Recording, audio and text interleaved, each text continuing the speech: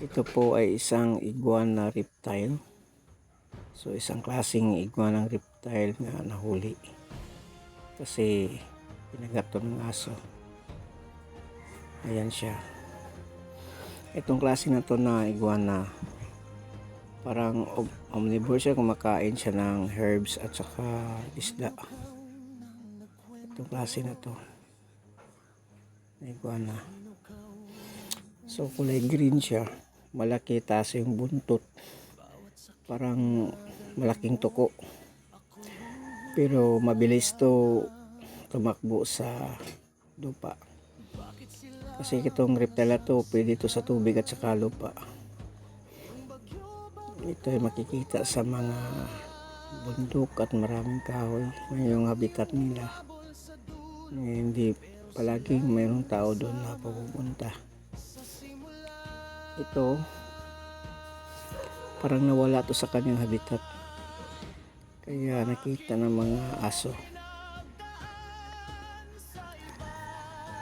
Taas, no?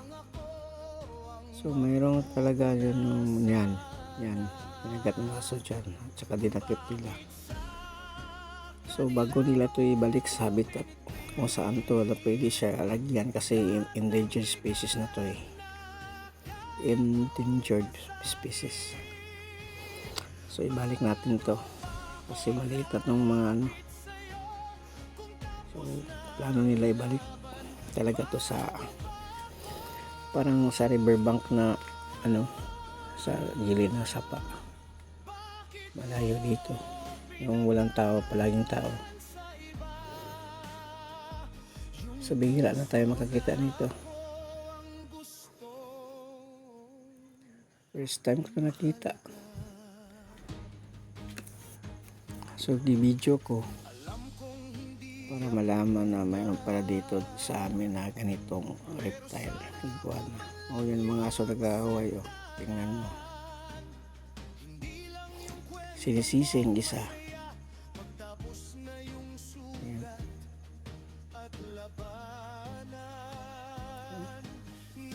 Pero tubig lang yung makipaghiwalay sa kanila, sa kanilang pag-aaway.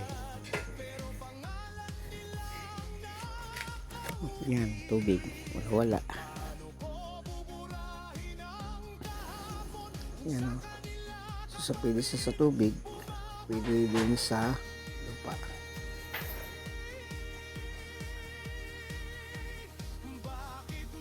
Ako talaga yung ano, ang panyo at saka yung skin niya.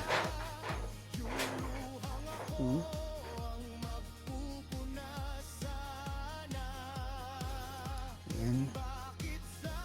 So bago nila ibalik to kung saan pwede siya ilagay, pinunan ko muna ng video.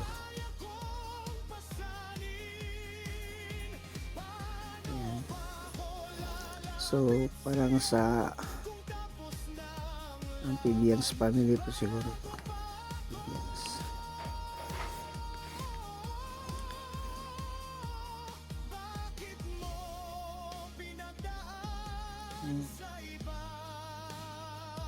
Nagalaw-galaw ko yan. Takot kasi ako dyan.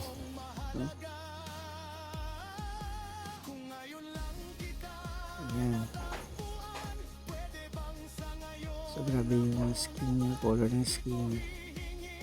Parang rough siya. So kung hawakan mo, malamig. Malamig yung katawan.